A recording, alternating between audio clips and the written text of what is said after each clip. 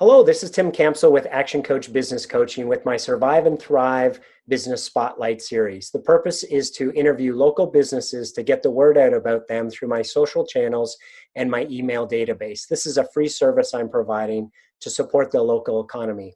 Today, I have the pleasure of talking with Cody Lents with Covi. Welcome, Cody. It's great to have you join me today. Hi, Tim. Thanks for having me. Absolutely. Well, let's get started. Tell me a little bit about yourself, and if you had a 60-second commercial for your business, what would it be? Oh, 60 seconds. That's a long one. I usually have like 10. Well, that'll be fine too. But first, let's start with yourself. Tell us who you are and what you do. For myself, I am a part-time single dad of 3 kids and just want to kind of change the world as much as I can. And I just happen to have a technology degree and background and skills and experience in technology and business. So that's where I've landed. Went through a winding world from high school till I landed with Covi, which would have been 2013. I've been a musician full-time, been a minister, been a construction manager, a warehouse manager, a whole lot of other things when I was younger, draftsman, machinist. But I am definitely happy to have landed where I did. Every day's a puzzle, which was one of my kind of priorities, was to not get bored. So I get to work with different industries, always similar ideas and similar processes, but always unto a different unique culture or a unique outcome, which is probably the highest professional priority in my life, is to keep that puzzle going. So then to segue from that into Covi, not my name, but similar. On the rebrand, I did fight for a minute until they explained that Covi stands for co-evolve. Co is greater than I, or two is greater than one. We have a very symbiotic partnership approach to what we do as far as business consulting and technology consulting and services and management. And I couldn't really fight the rebrand at that point because it did just kind of land perfectly there, thanks to Pivot Marketing down in Fletcher Place.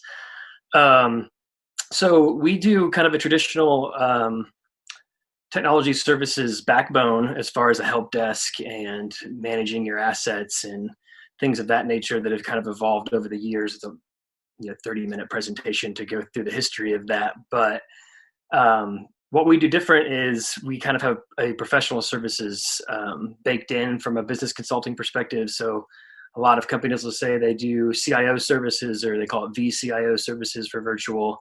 But a lot of companies don't have benchmarks or really any kind of reporting that comes with that besides, hey, you had 37 calls last month and we closed them all in an average of 30 minutes. Ours are more, hey, you are spending 5% more of your annual revenue on IT than you should be. We need to find a way to shrink your footprint or limit some type of service to get you in line with national averages. So all the way to taking on web design work and things that aren't built on the infrastructure side of technology. We kind of sit in the middle and broker all of that. So we're not in the business of market things up and reselling. We're in the business of making connections and kind of managing the overall IT, which in the modern office has gone from cameras to cyber insurance to the CIO stuff I mentioned, all the way down to web design and marketing and things that we have to have our hands in a lot of cookie jars at once, but we try to keep our brains in the same one all the time for what we do on the day in and day out. Great, fantastic. So how long has Covi been in business? Incorporated in 2000 as NetLink Incorporated, rebranded in 2013 or 2017 as Covi. Great, fantastic. So who do you serve? Who's your best customer? We call that a target audience. Yes. So as a company, I'm gonna go there. We serve the smallest to about 200 to 300 staff member companies. Right now, we're finding our best focus is about 50 to 150 from a size perspective. And our main industries that we have a lot of experience in, that we see a lot of success with as far as client success, is property management companies that own a portfolio for hotels or apartments, and then nonprofits, which is near and dear to my heart, given the ministry background, father of 3 kids. I love youth and education-based nonprofits. So those are the two main verticals that I tend to work with personally. As a company, we also do a lot of professional services companies, architectural engineering, CAD design type companies, marketing companies, small medical. Mm-hmm. So we don't do like hospital size, but we'll do like the general practitioner, chiropractor, optometrist, dentist. And then we dabble in retail a little bit. Mostly we just help out with PCI compliance in the retail space. It's usually pretty cost effective because they're so small as far as the amount of technology they use, but retail is not one of our main targets, but we do have a good chunk of clients that are there. The other big one would be construction trades. Okay. So we have a lot of construction trades like home builders, trucking companies, HVAC companies, things of that nature. And that I think actually was by accident. That kind of came from me being able to speak their language from when I was a construction manager. That was the first ever cold client that we ever got, was a home builder that somehow found us on Google when we had zero Google presence before we rebranded and was like, hey, I need help with this. And it just kind of sprawled out from there. So we were 100% referral based. And then we had a year we were 60% referral based. And that year was when they came in. And now we're back to about 90% referral based again. So. Well, fantastic. I like how when I asked you who your audience is, the mistake a lot of people make is, well, everybody. So you said we can help everybody, but then you narrowed it down to here's the folks that we're really great at. So that's awesome that you do have that more defined target that you are your best clients. Yeah, I think it's all about what makes the biggest impact, at least for me, and from a core values perspective as a company. What makes the biggest impact in the community, impact in our lives, impact in our clients' lives. And so we have spent probably the last 6 years really finding more of our niche. Even though we can be a lot of things to a lot of people, we've never been all things to all people. We're trying to find what we're best at for the best people. Yeah, fantastic. So tell me, what's been the greatest impact that COVID's had on your business? Well, we lost March to mostly expanding remote access infrastructure that was already in place. For some of our smaller clients, they had kind of opted out of that, so we had to roll that out quick.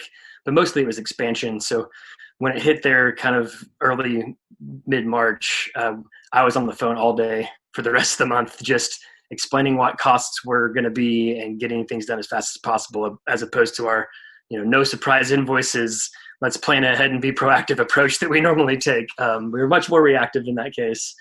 Beyond that, I've seen a lot more leads come in, because like I said, we're mostly referral based, and ours have been a little more cold leads that have come in that are, hey, we went remote real quick. We grabbed Dropbox. We didn't get the business version, or we did get the business version, but we don't really know what we're doing. We don't know if we're secure. We need someone like a second set of eyes. And that's turned into a few a lot of smaller clients that we've converted. We've been able to help out with Microsoft Office type SharePoint, all the way to robust Amazon Web Services cloud infrastructure, just depending on what their workflows are. So that was interesting, because you go through my process. My normal process is an on-site assessment first, and we had to kind of get them taken care of remotely and then circle back in here in July and August doing some on-site assessments to bring them a little more up to an optimal technology setup. Right. So what are one or two actions that specifically you've had to do to make a difference during this crazy time to be able to help your clients out? So Zoom. So I meet with my clients quarterly to do like proactive consulting from the CIO perspective. And the reports were these clunky old Excel spreadsheets, which is what I normally am advising people not to use. And it was just a matter of figuring out kind of the output we wanted so we could automate that, which we're in the process of. And one of my biggest suggestions was, can you please send us like a click to auto serve scheduling to schedule the meetings? And so I kicked that off in Q1 and things were going great. And in Q2, COVID happened. And so everything turned into a call or a Zoom thing. And they were all like, these are great. Can we do more of these? And also, is there a way to get the reports that are just easier to like more like that's not what they said, but basically an executive summary is what they were looking for. So because of the ebb and flow of COVID, I got to spend April kind of getting that email version of those reports out, which worked out a whole lot better. What was the question? And I forget what it was. What are one or two actions you've had to take in order to pivot, right? Basically pivot through this COVID period. So there's that one. And the other one is part of our professional services that's built into our normal offering that we do is vendor management. And a lot of people, that means a lot of companies, that means we try to keep track of them. That way, if your printer breaks, we can help you call your printer company if we're not your printer company, that sort of thing.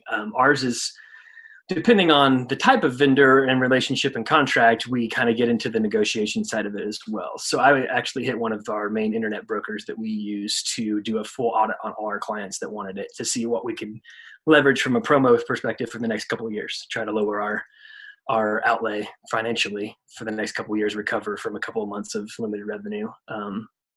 And then the other big one, besides the reports and a heavy contract negotiation lean for April and May, is jumped into some like deferments, deferring our retainers, especially for our hotels, because they went to zero income for 2 months, or zero revenue. And so things that we could find a way to move money around and spread things out based off of what we're forecasting and how the curve levels and things like that.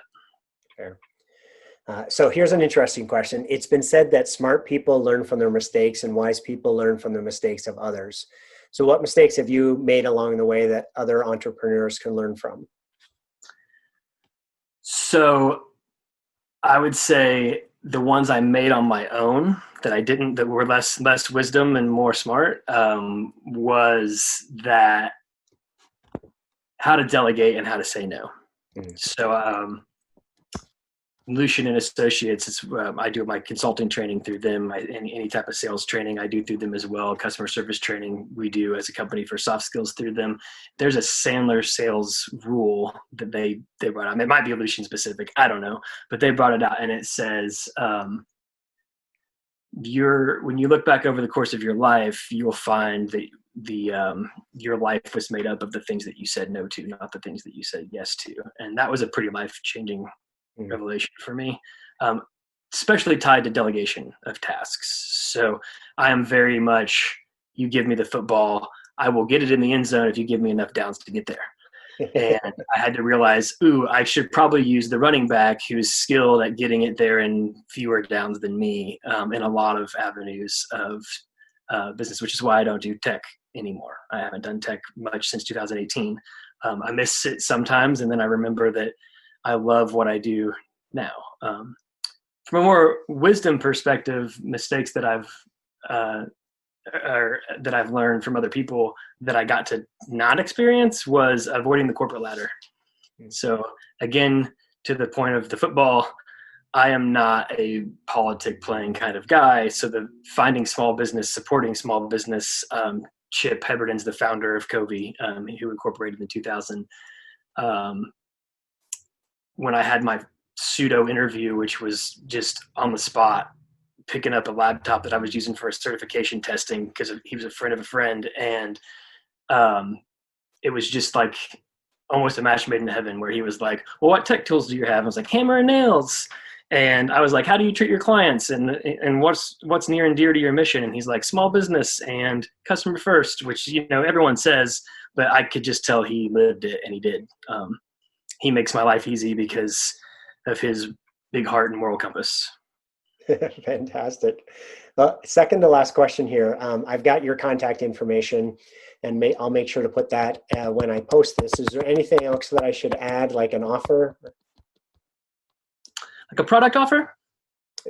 Anything that you would offer for clients who are or prospects that are looking at considering you. I think earlier you said you do free consultations, so maybe tell us a little bit about that.